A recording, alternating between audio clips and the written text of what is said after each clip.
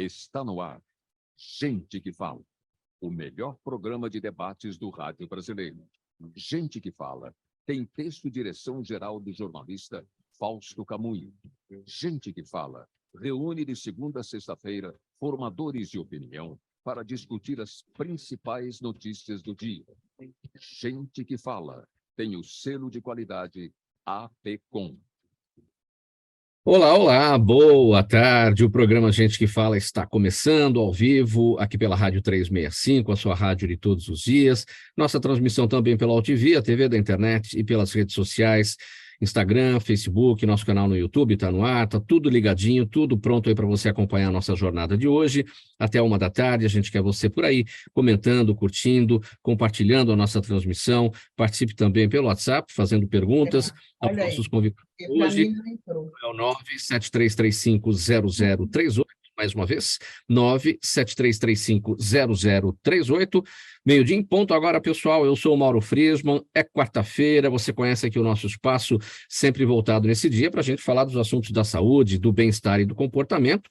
Temos uma bancada aqui muito legal para os assuntos de hoje, para análise e debate dos temas. Eu apresento a Franciane Madeira, desculpe. Ela é terapeuta integrativa e palestrante, é especialista em psicogenealogia e terapia transgeracional. Franciane Madeira, boa tarde, tudo bem? Boa tarde, é uma alegria estar aqui podendo contribuir aí com esse conhecimento, principalmente hoje que é o Dia dos Avós, né? Então, essa herança emocional, vou ter um enorme prazer de poder partilhar um pouco sobre isso com todos vocês. Muito obrigada pelo convite.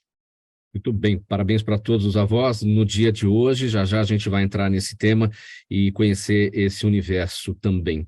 Camila Gentili, na nossa conversa de hoje, sexóloga, empresária. A Camila é sócia da rede Inclusiva Sex.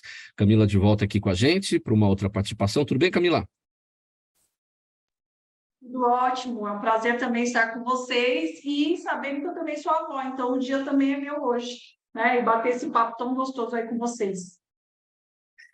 Eu apresento também o Dr. Márcio Steinbruch, ele é cirurgião vascular, angiologista do Corpo Clínico do Hospital Israelita Albert Einstein. Tudo bem, doutor Márcio, sempre com a gente aqui colaborando, muito obrigado. Não, quem agradece sou eu aos convites e sempre que eu puder estarei junto. Boa tarde, Mauro, boa tarde, meninas, e boa tarde a toda a audiência também, que espero saia mais rico aqui, depois desse programa, pelo conhecimento que vai adquirir. Eu apresento também a Janice Olívia Galvani, assistente técnica do Departamento de Atenção Especializada da Secretaria Municipal de Saúde de São Paulo. Tudo bem, Janice? Boa tarde. Oi, boa tarde a todos, um prazer estar com vocês. Espero contribuir aí, né, para esclarecimentos aí do nosso programa de referência da dor. Obrigado pela presença. Daqui a pouco a gente vai falar do programa de referência da dor. Um abraço a todos aí da Prefeitura de São Paulo, da Secretaria Municipal de Saúde. Vamos falar sobre a grande comemoração, a grande celebração de hoje. Afinal, hoje é o Dia dos Avós, e uma pesquisa do Jornal Científico de Gerontologistas aponta que a afinidade entre avós e netos resulta numa melhora nos sistemas, ou melhor, resulta numa melhora nos sintomas depressivos para ambos. Segundo os autores do estudo, existe a crença de que avós deseducam as crianças, mas isso não é verdade.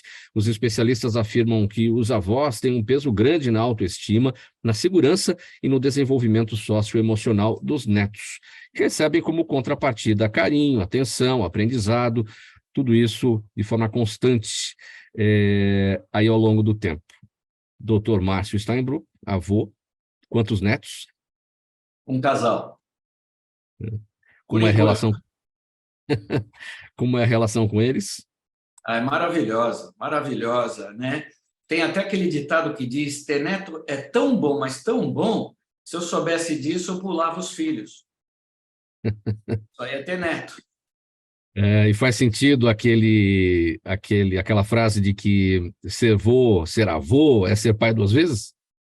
Ah, sem dúvida, sem dúvida. E eu fico imaginando minha mãe, que é bisavó, então, e ela ainda senta no chão com a criançada, brinca.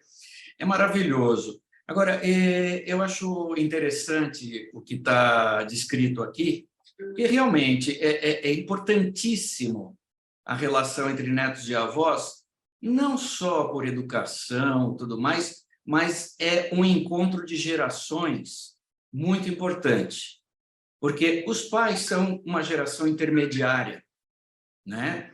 E com isso, eles tentam educar os filhos como eles imaginam que deva ser.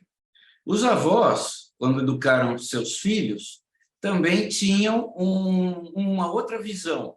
Então, acho que é importantíssimo. E eu até hoje guardo com carinho a relação que eu tinha com meus avós.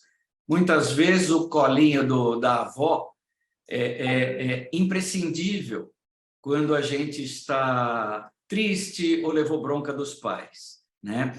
Mas com relação ao Dia dos Avós, tem uma coisa interessante. Quem é de uma geração assim semelhante à minha vai lembrar do Stanislau Ponte Preta. Stanislau Ponte Preta escreveu um livro chamado FEBEAPA. FEBEAPA era o Festival de Besteiras que assolam o Brasil. Aliás, que assolam o país, FEBEAPA. E lá ele comenta sobre ideias meio fora, né, da caixinha, dos políticos brasileiros da época. E ele justamente comenta sobre o Dia dos Avós. Por que criar o Dia dos Avós se já existe o Dia dos Pais e das Mães, né? Porque os avós subentendem que são pais ou mães também, mas isso fica só para as calendas gregas e é um pouquinho de conhecimento inútil. E é isso. Camila Gentili, quantos netos?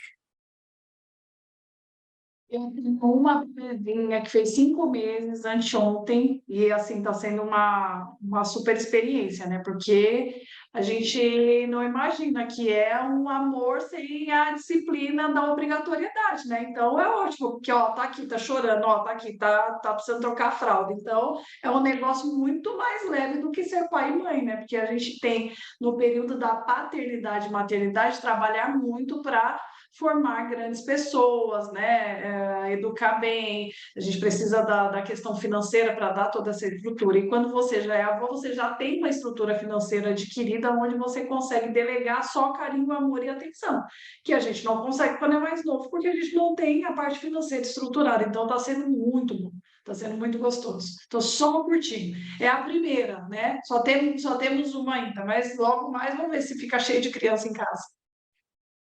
O que você pensa dessa crença de que os avós deseducam os netos, ou muitos dizem que estragam os netos, né? Porque querem fazer diferente do que os pais fazem em relação à educação.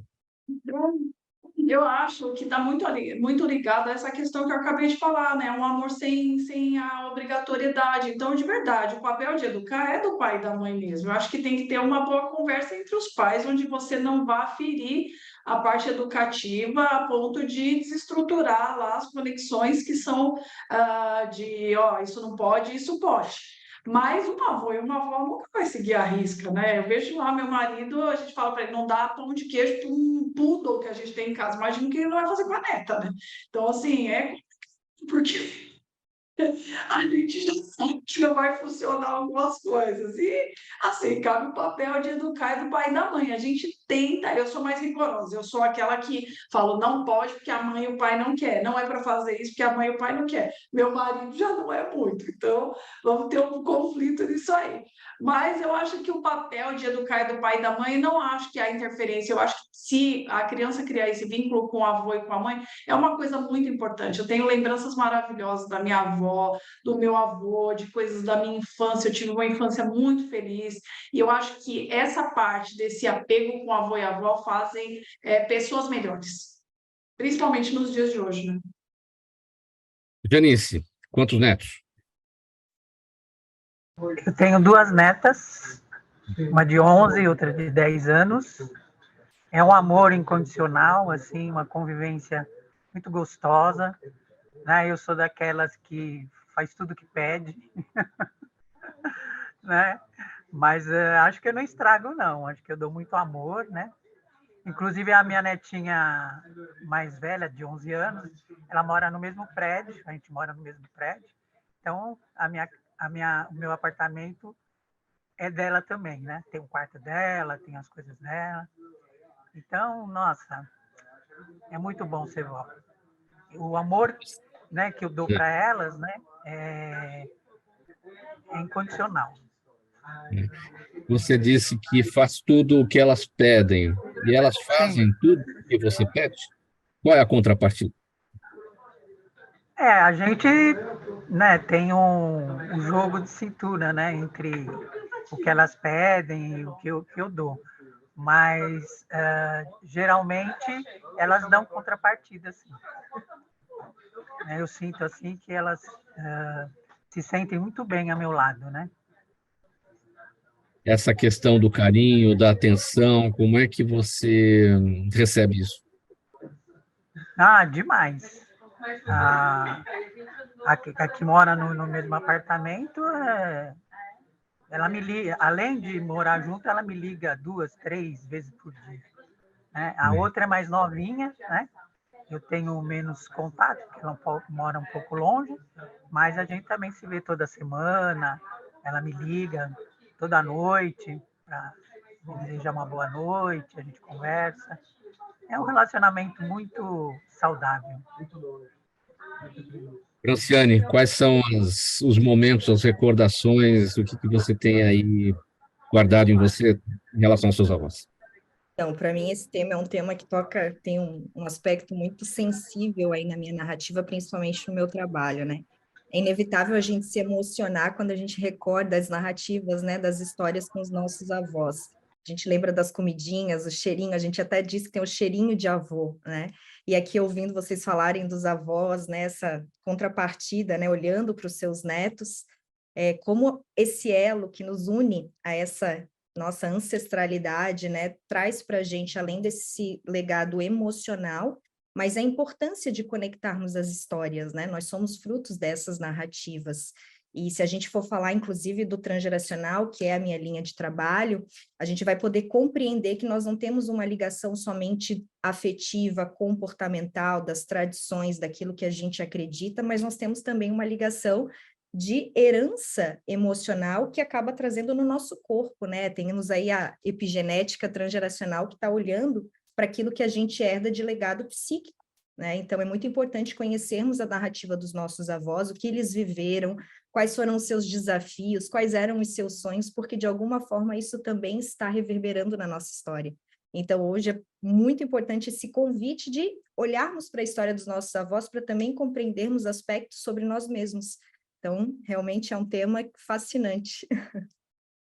Doutor Márcio, ainda nesse tema, porque existem os conflitos de gerações, evidentemente, mas é claro que pais querem estar próximos aí dos filhos, tentar encurtar esse espaço entre as gerações, para facilitar, evidentemente, o relacionamento. Agora, os avós estão muito mais distantes dos netos, né?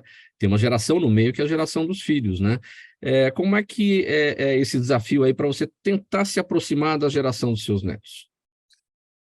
Bom, você falou tudo, é um desafio e como disse uma das nossas colegas aqui, é importante respeitar a educação que os pais querem dar. Essa história de que os avós vão estragar os netos não é bem assim, desde que eles sejam responsáveis. Agora, de fato, existe, sim, um certo choque, né, de gerações, porque, como eu falei antes, a educação que os pais dão para seus filhos muitas vezes diferem da educação que seus pais deram para eles, né? São épocas diferentes. Então, a criação que meu pai teve, por exemplo, é uma educação da década de 30, 40, era uma coisa completamente diferente da educação que eu tive, já foram anos 60, 70, 80 também, né? E, da mesma forma, a educação que eu dei para as minhas filhas foi algo um pouco mais liberal do que eu recebi e meu pai recebeu, e isso ela também tenta transferir para os seus filhos.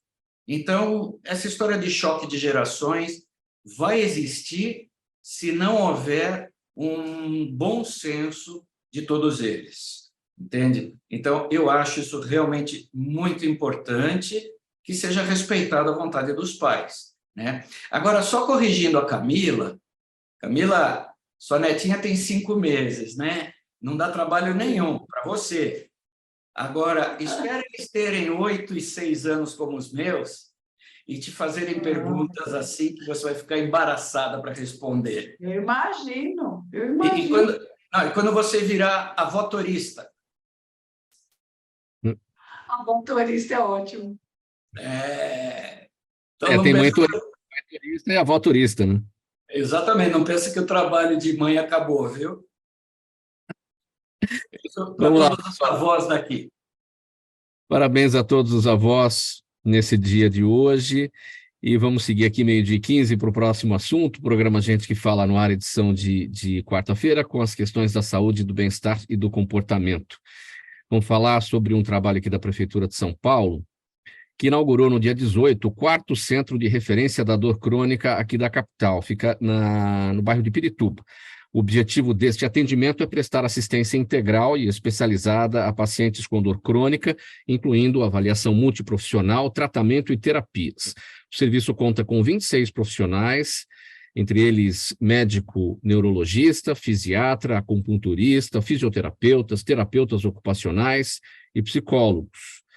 E o Centro de Referência da Dor Crônica da capital, esta unidade de Pirituba tem capacidade para oferecer 2.246 atendimentos por mês. O que a gente tem para trazer de informação para o munícipe, Janice, que precisa desse tipo de serviço? Aliás, existe algum número, alguma pesquisa pública sobre a prevalência da dor na população paulistana?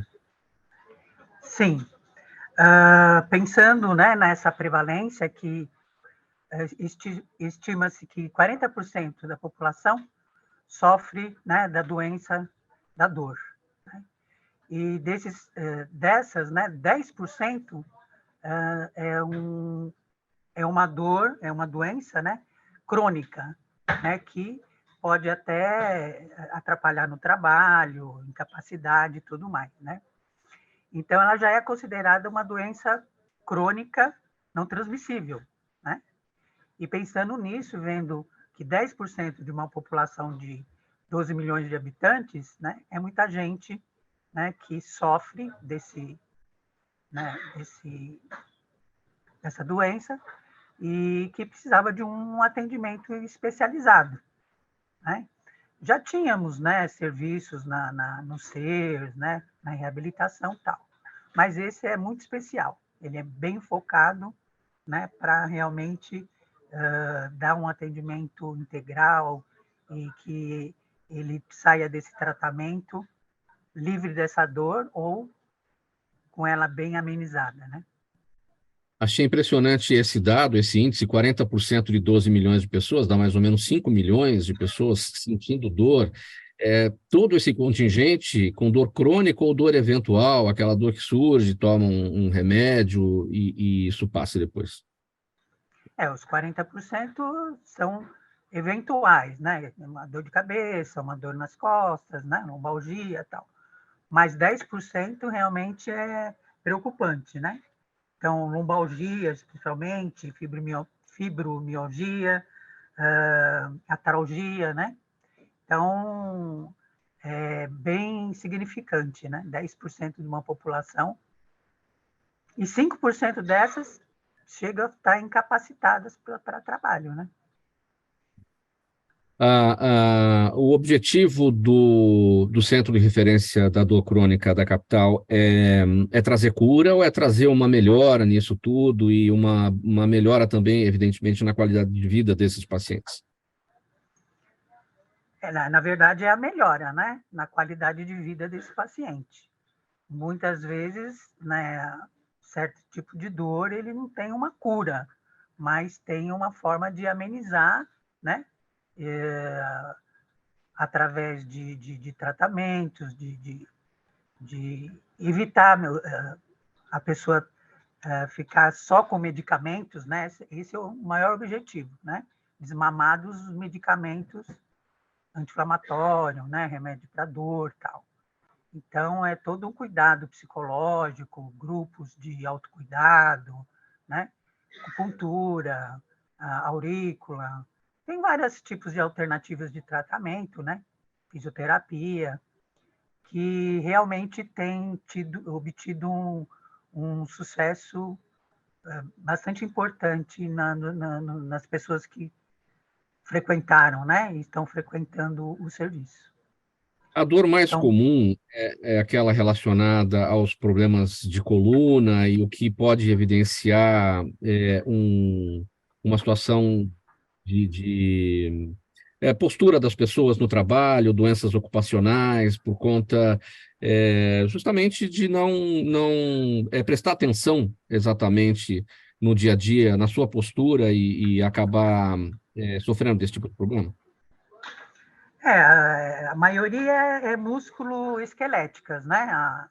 As dores, né? E influencia muito, né? A postura, o tipo de trabalho, né? Geralmente as pessoas vão trabalhar, não tem uma cadeira adequada, né? Ou fica muito tempo em pé, sem fazer um exercício, né? Muitos serviços oferecem, né? Uma pausinha para fazer um alongamento e tudo mais. Mas isso não é muito comum, né? No trabalho das pessoas, né? Mas, com certeza, né, tudo isso influencia muito, né? Forma errada, né, das pessoas Sim. pegarem peso, né, e tudo mais. Tem algumas empresas, como a senhora destacou, aliás, pouquíssimas, né, tem um trabalho aí de atividade de ginástica laboral, né, para poder fazer um trabalho de prevenção com os seus colaboradores, com os seus funcionários, né? Ou seja, a prevenção sempre, evidentemente, vale muito mais a pena para evitar o que o que vai chegar lá na frente, que é a dor crônica e aí precisar do serviço, né? Como é que é o serviço público para prevenção, justamente para não ter esse tipo de problema lá na frente? Bom, as unidades básicas sempre é a porta de entrada, né? E os pacientes que frequentam é sempre oferecido, né? O PIX, né? Que são atividades, né? Dentro das unidades básicas, voltada para essa prevenção, né? De medicinas alternativas, que já na unidade básica já existe, né? E é bem efetivo.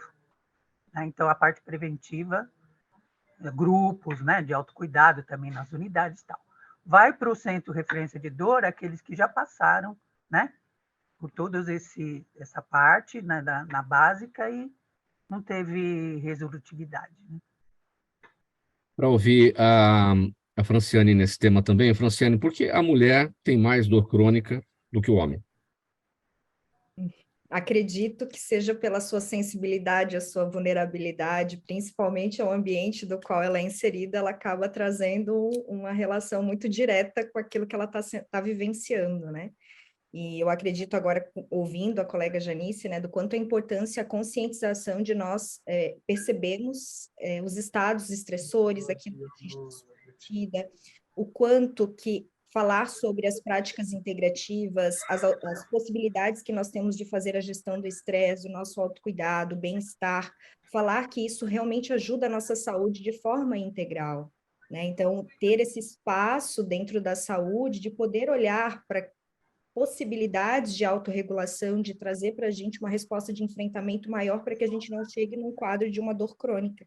Né? Então, essa promoção de saúde, essa prevenção, é super importante que a gente se conscientize disso. E as práticas integrativas, a terapia integrativa, ela vem para somar na saúde como um todo, né? Uma saúde integral. Nós tivemos um tempo agora recente do quanto que fez diferença foram essas práticas. Foi o autocuidado, foi a gente observar melhor a nossa alimentação, o quanto a gestão do estresse foi fundamental para a gente lidar com todas essas adversidades.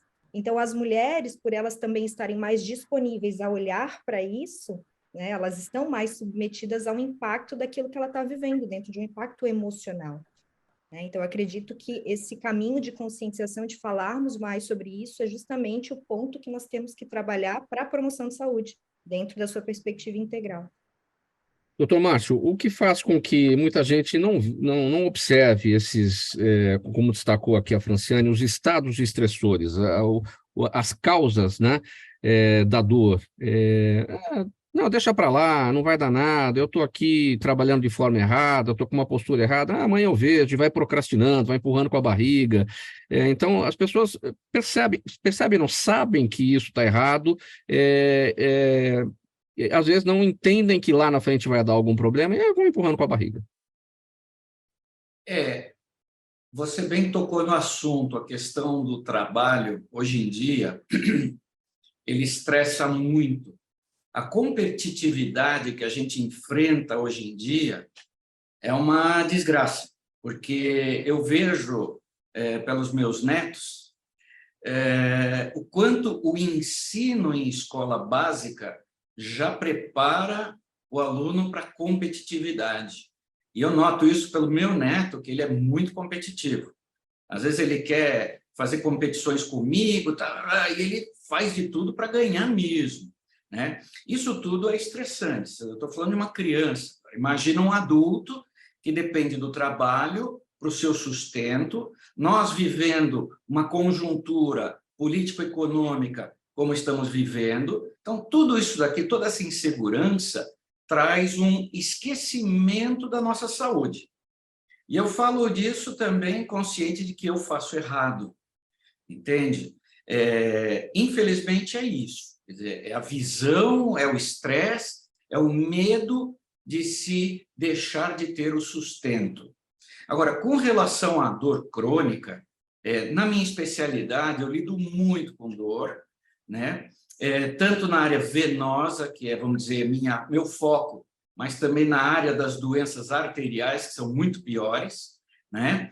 E eu fico muito feliz de saber que o sistema público, né, a nossa prefeitura, criou um serviço de dor, porque isso é algo que poucos vão atrás.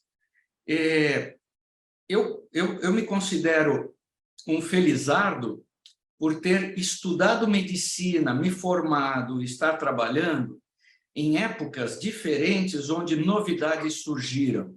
Então, eu consigo ver o antes e o depois, né, de muitas novidades, entre elas o próprio tratamento da doença crônica, da dor crônica. Eu, na minha formação vascular, lidava muito com pacientes com gangrena, com falta de circulação, né, isquemia, que a gente chama, e a dor era lancinante. E nós, para podermos confortá-los, tínhamos que buscar alternativas para o controle dessa dor. E no meu tempo de estudo no Hospital das Clínicas, existia um neurocirurgião que pesquisava muito a associação de drogas para o controle dessas dores. E ele foi prosperando nesse trabalho e chegou também em técnicas e tecnologia para o controle de dor. E daí surgiu a especialização em doenças crônicas. Então, eu tenho a felicidade de ter sido testemunha da criação disso. E ela é imprescindível hoje. Então, como eu disse, eu lido muito com dor, mas eu preciso de alguém paralelo que me ajude a cuidar dessa dor. E digo mais, hoje, depois de uma certa idade, eu não vou dizer qual, né? Quem acorda de manhã sem nenhuma dor é porque não está mais vivo. Sim. Para a gente fechar esse tópico aqui, Janice, bom, para prestar o serviço, a gente está falando então do 4º centro de referência da dor crônica da capital, em Pirituba. Qual que é o endereço lá e onde ficam os demais, os outros 3, Janice, você tem essa informação? Bom, esse quarto, né, o Centro de Referência de Dor é um programa de meta, né, da Secretaria 2021-2024. Então, até 2023, conseguimos inaugurar 4. Faltam mais 2 ainda, na região centro e na região oeste, né? Nas outras a gente tem. Então, assim, eu não estou com os endereços exatamente. Até o final do programa, a gente pode passar essas informações mais adiante, não tem problema. Tá, o Pirituba eu tenho aqui, né, a rua Pedro Sernagiotti, 380, Parque São Domingos. Okay. Né, tá muito bem montado, bonito, né? Eu estive lá ontem, gostei muito, né? Inaugurou dia 18, já tinha 15 pacientes já em atendimento, né? Então, Muito bem, meio-dia e aí eu, 29. Pode concluir, Janice. não, eu vou ver os outros endereços Até o final do programa, a gente passa aqui os endereços para prestar esse serviço para toda a nossa audiência. Meio-dia e meia, pessoal. Estamos ao vivo pela Rádio 365, a sua rádio de todos os dias. Transmissão também pela UTV, a TV da internet e pelas redes sociais, Instagram, Facebook e o nosso canal no YouTube. Meio-dia e 31. Vamos falar sobre as varizes pélvicas, que são vasos dilatados e insuficientes que agridem o útero e os ovários. A doença é bem mais comum do que se pensa, provoca dor, desconforto pélvico relacionados à fase pré-menstrual e durante a relação sexual, além do aumento da vontade de urinar, sensação de peso nas pernas, cólica e sangramento menstrual exagerado. Entre as principais causas estão a fragilidade do sistema vascular, hereditariedade, distúrbios hormonais, sedentarismo e principalmente gestações repetidas. Dr. Márcio Steinbruch, qual é a prevalência das varizes pélvicas na população brasileira? Olha, o Brasil, aliás, você já falou tudo, não sobrou nada para mim, né? Mas tudo bem. No Brasil, há muito pouco estudo a respeito das varizes pélvicas, tá? Mas estudos que foram realizados nos Estados Unidos e Europa estimam algo em torno de 15% da população feminina, né, terem varizes pélvicas. E isso é algo que é muito deixado de lado, porque antigamente, eu digo antigamente, mas não muito mais do que 20 anos atrás, não se tinha tratamentos adequados a isso, né? Primeiro que não se tinha diagnóstico adequado para isso, equipamentos com acuidade para o diagnóstico. Segundo que as queixas eram muito vagas, né? E terceiro, como não havia estudo, não se sabiam técnicas para tratá-las ou eventualmente operá-las, então se deixava muito de lado o diagnóstico e tentava-se tratar somente os sintomas, né? Mas, com a evolução do diagnóstico, entre eles o Doppler, né, o ultrassom com Doppler, e o ultrassom intravaginal com Doppler, isso possibilitou um diagnóstico um pouco mais preciso da presença dessas varizes. Varizes, para quem não sabe, são veias que se dilataram e não conseguem mais transportar o sangue, né? Então, o sangue fica parado dentro delas. E como ele fica parado dentro delas, o indivíduo sentado ou de pé, a gravidade empurra para baixo, fazendo com que haja uma pressão e uma compressão no local onde essa veia está dilatada. Isso ocorre muito nas pernas, mas aí é visível, então o diagnóstico é mais fácil, o tratamento mais fácil ainda. Mas as varizes pélvicas, elas têm uma origem diferente, né? E era pouco estudada. Mas, graças às tecnologias modernas, se pôde diagnosticar.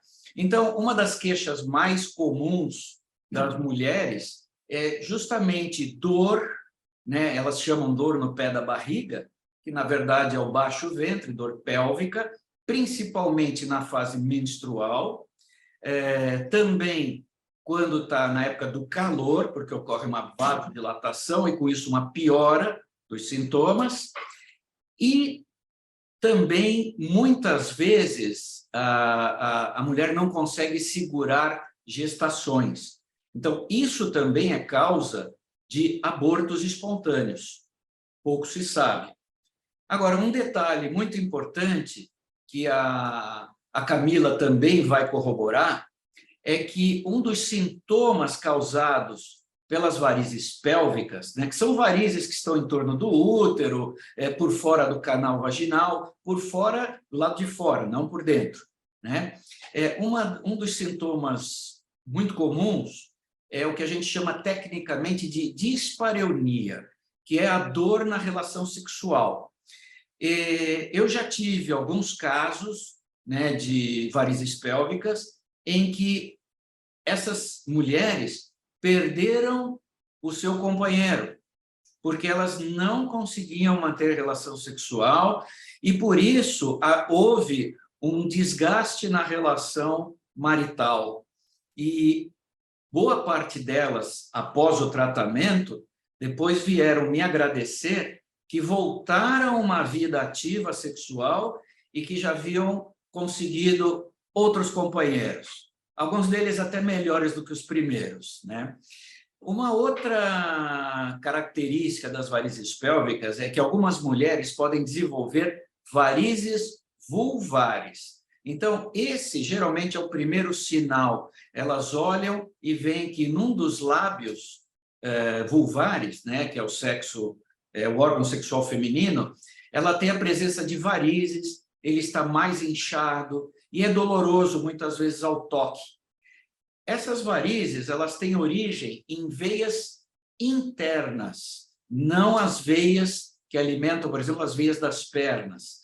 Então, muitas vezes, essas varizes que estão na vulva podem se interligar com varizes da perna, estender varizes na nádega e, consequentemente, também contribuir para a dor nas pernas.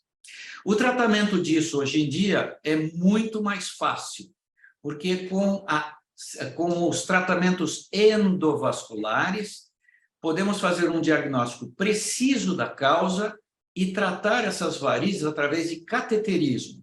Então, se faz um cateterismo através de uma veia que está na virilha, vai-se até o local onde está o problema e podemos embolizar este local, ou seja, obstruir esse local que estava retroalimentando as varizes.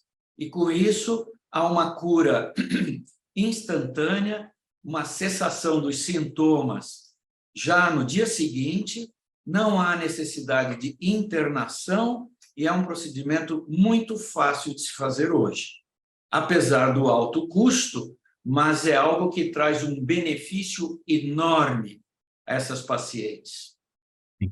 Camila, na sua atividade, você recebe muitas queixas de mulheres com dores relacionadas às varizes pélvicas? É um tema que são um dos mais recorrentes, principalmente de clientes que vão até a loja reclamando que não conseguem, tem algumas queixas que são bem comuns, como essa citada pelo Dr. Márcio, que é a dispareunia, mas a gente tem também o vaginismo, que é a impossibilidade da penetração do órgão dentro do órgão feminino, né? E isso causa várias dores. Então, tem assim uma sequência. Então, tem mulheres que tiveram, por exemplo, agora está muito em alta esse negócio de cirurgia de harmonização íntima. E, às vezes, pessoas que fazem esse tipo de cirurgia criam alguma queloide localizada, certo, doutor Márcio? Daí a gente deve pegar essas situações também. Isso vai tensionar em algum momento ali um ponto de dor. E essa mulher, às vezes, ela demora para identificar isso, então ela passa a não ter mais conforto nas suas relações. Então, a gente tem o caso da dor, né, que é constante, que causa muito desconforto. Temos também o vaginismo, que é causado mais por problemas emocionais ou algum trauma da pessoa, onde a pessoa, às vezes, teve uma perda tal, e ela cria alguma coisa muito forte relacionada à emoção e ela trava a musculatura do canal íntimo e não consegue ter nenhum tipo de penetração. E temos também o caso das coisas mais constantes que envolvem as mulheres, que são a menopausa, que também trazem desconforto por causa da secura vaginal, a falta de estrogênio, e também não tem ali a lubrificação para algumas mulheres, também trazendo desconforto, onde a mulher já não quer mais também fazer o sexo. Franciane, como a terapia integrativa trata esses problemas? Eu queria até colaborar, assim como a Camila trouxe, né, as questões do trauma dentro da situação do comportamento ali, que ela vai te procurar, que ela pode ter vivenciado alto impacto emocional e está trazendo isso como consequência, também o aspecto biológico, mas a gente falar de um tipo de trauma que é o trauma herdado, o trauma transgeracional. E a gente sabe que isso impacta emocionalmente, psicologicamente a estrutura. Então, muitas vezes, o comportamento, aquilo que a biologia está manifestando é algo relacionado a uma herança epigenética também. Nós sabemos que nas nossas narrativas, né, tem muitas histórias de abuso, de violência, né, que trazem para a gente uma resposta emocional, uma resposta psicológica. Então, muitas vezes, a terapia integrativa vai ajudar a gente a olhar essas narrativas herdadas, porque a gente pode sim estar submetido a uma herança traumática, né? Não só na nossa própria experiência de vida, mas também uma experiência herdada, são os traumas herdados, né? Isso vai impactar diretamente na nossa biologia e também no nosso comportamento, naquilo que a gente acaba vivendo como consequência, ter um problema na sexualidade, né? Então, é importante olharmos como a terapia integrativa pode nos ajudar a levar consciência para isso. Levar consciência que a gente pode, sim, estar recebendo o impacto de uma herança que nós nem sequer imaginamos que possa ter dentro da nossa história familiar, né? Quantas histórias nossas mães, avós, bisavós, né, sofreram dentro da sexualidade, dentro dos conflitos matrimoniais, e isso impacta diretamente na nossa vida hoje. Faltando 19 minutos para 1 da tarde, programa Gente que Fala no ar, aqui pela Rádio 365, sua rádio de todos os dias, pela Altivia TV da internet e também pelas redes sociais. A gente vai avançar para o próximo assunto. Olha, gente, o sexo à distância está cada vez mais possível graças à conexão entre sexo e tecnologia, conhecida como sextech.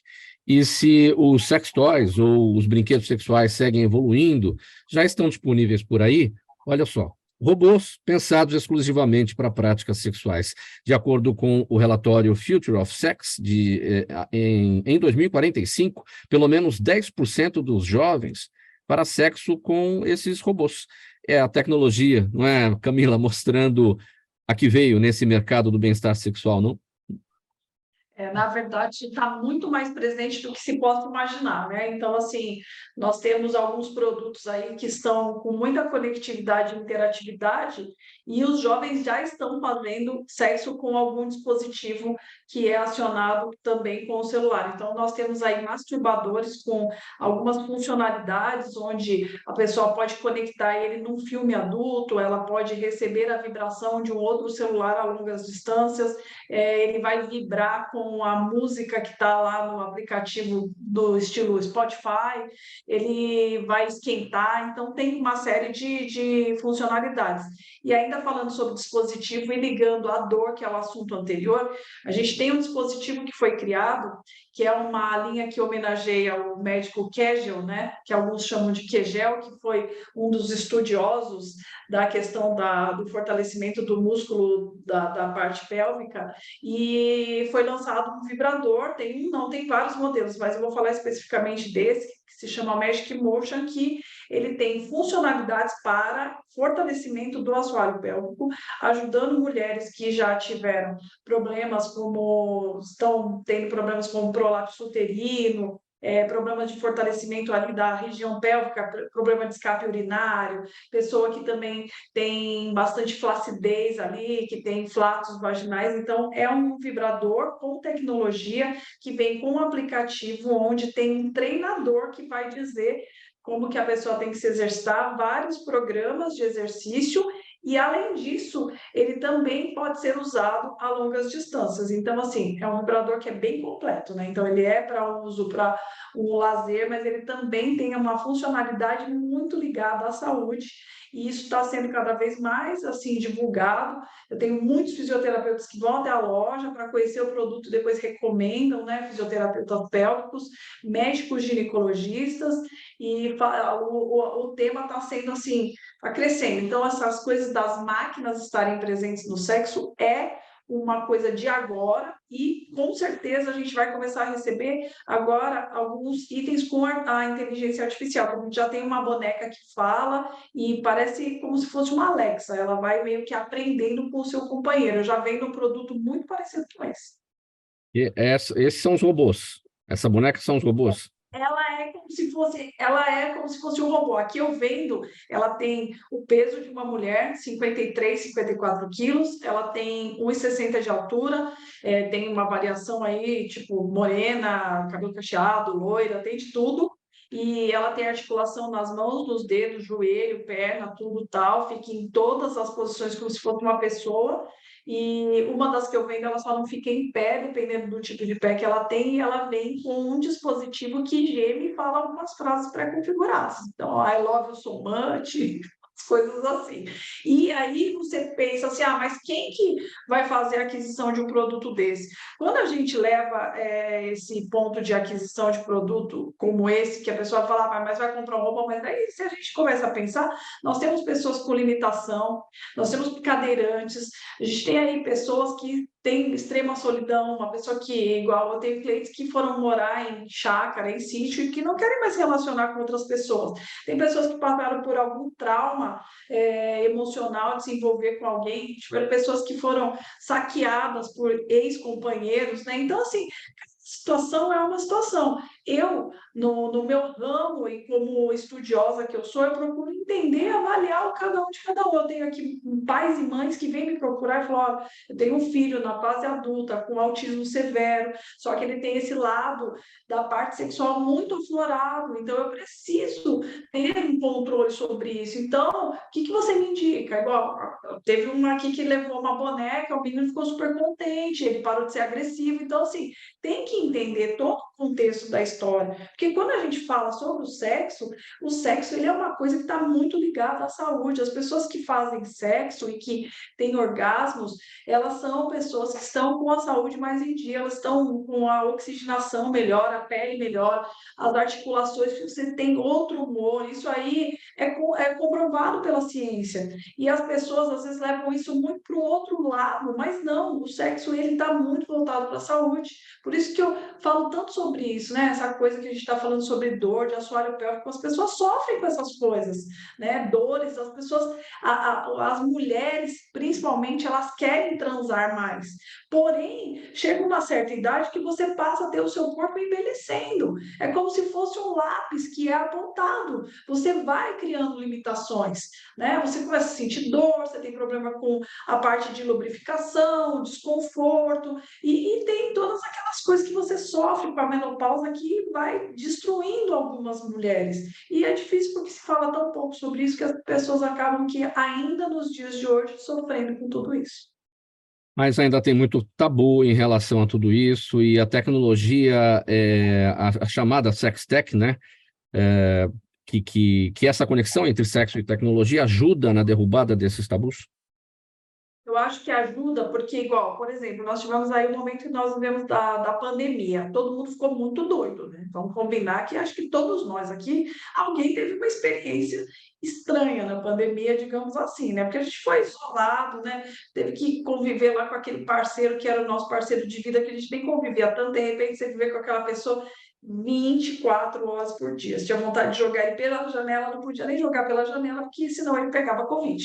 Então, o negócio foi bem difícil. Mas, assim, eu acho que essa coisa do distanciamento também teve essa coisa da conectividade. Então, um vibrador que é controlado a uma distância para quem não namorava com alguém que morava longe, para quem que tinha um namorado e não podia se ver. Então, uma conectividade entre dois dispositivos, onde o homem tem um dispositivo, a mulher tem um outro dispositivo, que eles se falam, se conectam, onde você pode brincar com aquele aplicativo, mandar vibrações, trocar mensagem, fazer pequenos vídeos. Isso é algo que também ajuda não só na questão de regar a relação íntima, mas também ajuda a aproximar as pessoas, né? Porque é uma forma divertida de você também estar perto, estar junto, e não abrindo mão desse prazer que é o sexo e que é o orgasmo, entendeu? Então, eu acho que as indústrias lá fora estão investindo, assim, fortemente em dispositivos cada vez com mais tecnologia. Então, a gente tem dispositivos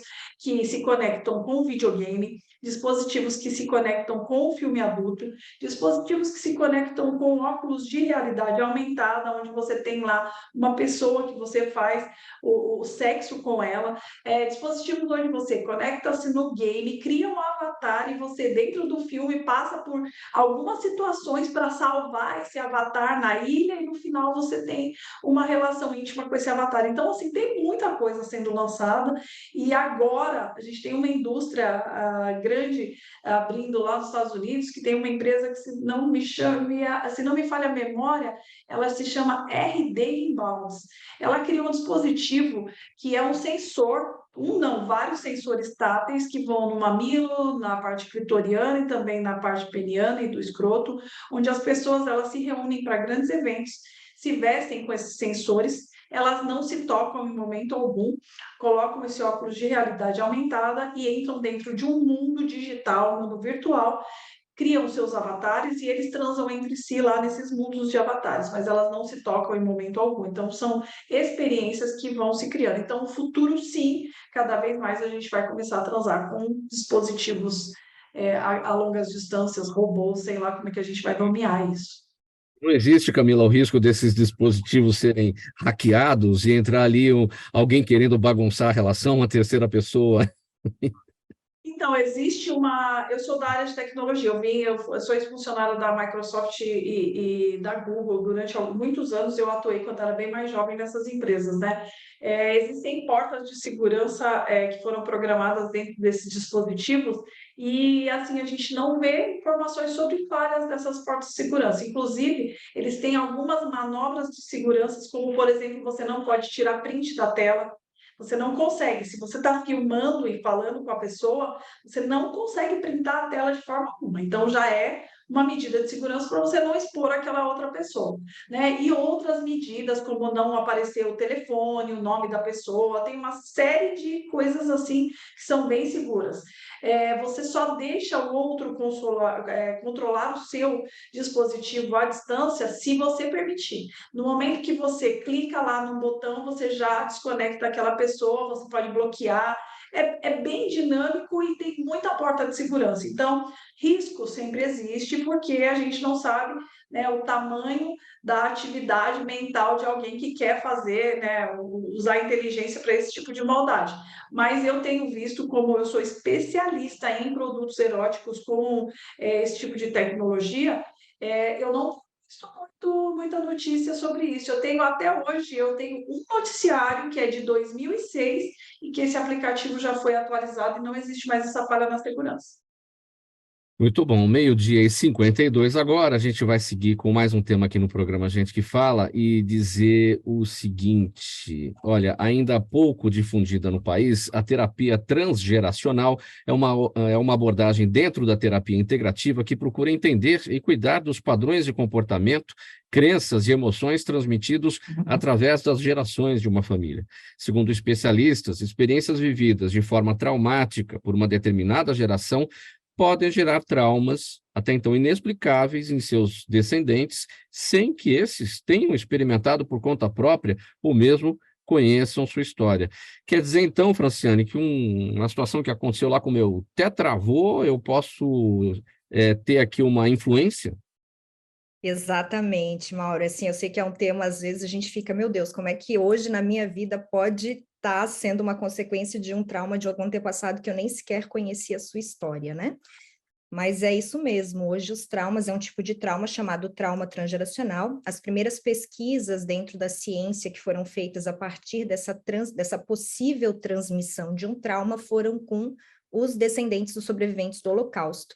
Então, a epigenética é a área da ciência que hoje olha para isso, como que o corpo pode manifestar, né, marcadores, o gene, a expressão desse gene pode ativar, inclusive, enfermidades, pode causar uma série de consequências na nossa vida, né? Então, nós temos hoje, desde uma perspectiva a nível psíquico, que nasceu lá na psicanálise, e temos também uma perspectiva a nível da epigenética, que é realmente a manifestação de enfermidades, de doenças, por conta dessa expressão do gene que pode ser modificada.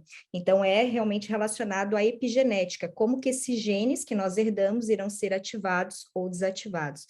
Inclusive, até para trazer um olhar, como que essas pesquisas foram feitas, né? Teve um estudo com os camundongos, e cientistas borrifaram em camundongos um cheirinho de flor de laranjeira, e ao mesmo tempo faziam choques.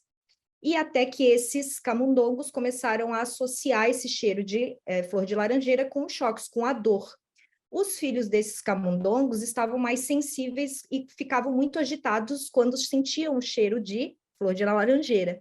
Os netos, então, manifestavam uma sensibilidade muito maior ao cheiro de laranjeira. Então, aí a gente percebeu que esse impacto a um gatilho, ou seja, o cheirinho de flor de laranjeira, manifestava uma memória traumática que era sensível à sensibilidade à dor. A associação da dor atravessava gerações com o gatilho do cheirinho lá da flor de laranjeira. Aqui no Brasil, nós temos uma pesquisadora, a professora Fernanda Serpelon, inclusive, né, hoje o tema da sexualidade, a gente está falando aqui, a Camila, né, trouxe, o professor Márcio também, ela está fazendo uma pesquisa com as mulheres vítimas de violência na comunidade de São Gonçalo e o impacto em 3 gerações, ou seja, nas avós, nas mães e nas filhas. Então, desse trauma pode sim atravessar gerações e trazer consequências na nossa vida. Então, a terapia transgeracional, ela vai olhar para isso, que tipo de gatilhos, ou seja, que tipo de situação vivida dentro do ambiente pode despertar uma memória. A gente pode, como descendente, estar mais sensível a determinadas situações dentro da vida que podem despertar uma memória traumática, né? E isso... Você deu um exemplo prático de avós, mães e filhos, mas isso pode chegar a quantas gerações? Hoje, o que nós temos de pesquisa em 3 gerações, dentro da epigenética, né? A nível de transmissão psíquica, nós já observamos impactos de 4 da geração, 5 gerações. Quando a gente tem informação, né, a nível da narrativa oral, dessa história dessa ancestralidade, desses eventos vividos, a gente consegue já observar que há traumas sendo, inclusive, repetidos de geração em geração. E a terapia proposta para abordagem, enfim, os tratamentos aí para essas questões, são os tradicionais? A gente vai trabalhar principalmente a construção da resiliência, né? Trabalharmos esse aspecto, por que faz a resiliência, inclusive fisiologicamente? Ela nos coloca de volta a esse lugar seguro. Então, os agentes estressores, ou seja, aquele mecanismo de luta e fuga que a gente tem, que desencadeia o mecanismo do estresse no nosso corpo, a gente vai trabalhar para tornar consciente o que é esse gatilho, o que é aquilo que está trazendo para a nossa resposta um agente estressor.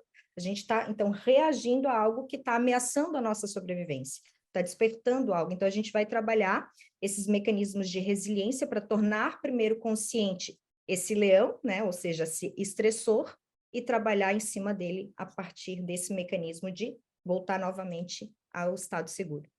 Os psicólogos, os psiquiatras, terapeutas, eles estão preparados para essa terapia transgeracional para lidar com isso?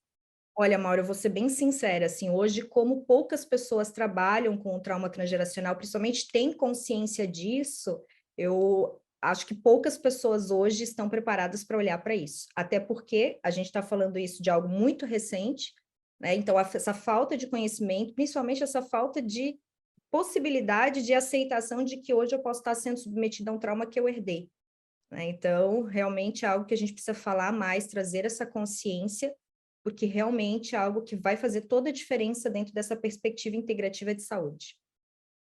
Bom, pessoal, 2 minutos para 1 da tarde, o programa Gente que Fala chegando ao final. Vamos partir então para as despedidas, bem rapidinho cada um. A Franciane está com a palavra, então começo com você, sua despedida e seus canais, Franciane, por gentileza. Quero agradecer novamente esse convite. Eu trabalho bastante com a conscientização, né, sobre os traumas transgeracionais, então tenho o meu perfil Franciane Madeira, Franciane com Y no final. Ali tem bastante material para que a pessoa possa entender essa consequência desse trauma herdado e como, né, poder prevenir para as próximas gerações. Dr. Márcio Steinbruch, sua despedida e seus canais também bem rapidinho. Gente, é sempre um prazer estar com vocês. Eu desejo uma boa tarde a todos. A audiência também, pode chamar que eu volto. E para quem tiver alguma dúvida na minha área, pode entrar no meu Instagram, que é o @livredevarizes, ou no meu site também, que é o www.livredevarizes.com.br. Obrigado a todos. Obrigado, doutor Márcio. Camila Gentili, rapidinho também, sua despedida e seus canais. Quero agradecer mais uma vez o convite, é sempre um prazer estar com vocês. Para quem tem alguma dúvida, quiser me mandar, o meu Instagram é o @CamilaCamposGentileOficial. Constantemente eu recebo várias mensagens, e quem tem interesse em conhecer esses produtos com interatividade, o www.exclusivasex.com.br. Muito obrigada. Obrigado, Camila. Janice, bem rapidinho, sua despedida e aqueles endereços, se você conseguiu obter aí também bem rapidinho, por gentileza. Tá, boa tarde, foi um prazer participar, muito interessante o programa, parabéns. E os endereços eu vou por ordem de inauguração, né? O primeiro inaugurado foi o da Sudeste, que é o Bosque da Saúde, que fica na rua Carlos Gerolamo Mônico, 169, na Vila Mariana. Na Zona Sul, o Centro de Dor Crônica Parque Maria Helena, tá? Que fica na rua Doutor Benedito Matarazzo, 371, Parque Maria Helena, distrito do Capão Redondo. O da Zona Leste fica em São Miguel, né? O endereço é João Augusto de Moraes, 348, em São Miguel. E o de Pirituba, que eu já havia passado, né? Rua Pedro Cernagiotti, 380, no Parque São Domingos.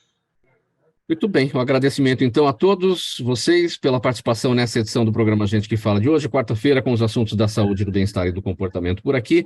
Franciane Madeira, terapeuta integrativa e palestrante, especialista em genealogia e terapia transgeracional. Camila Gentili, sexóloga, empresária, sócia da rede exclusiva Sex. Dr. Márcio Steinbruck, cirurgião vascular, angiologista do corpo clínico do Hospital Israelita Albert Einstein. E Janice Olívia Galvani, assistente técnica do Departamento de Atenção Especializada da Secretaria Municipal de Saúde de São Paulo. Programa Gente que Fala, realização da ABECOM, apresentação minha, Mauro Friesman, pauta e redação do Pedro Schiavon, Zenilda Salvato, nossa diretora de produção, jornalista Fausto Camunha, nosso diretor-geral, você aí do outro lado, espectador, ouvinte, a razão da nossa presença aqui todos os dias.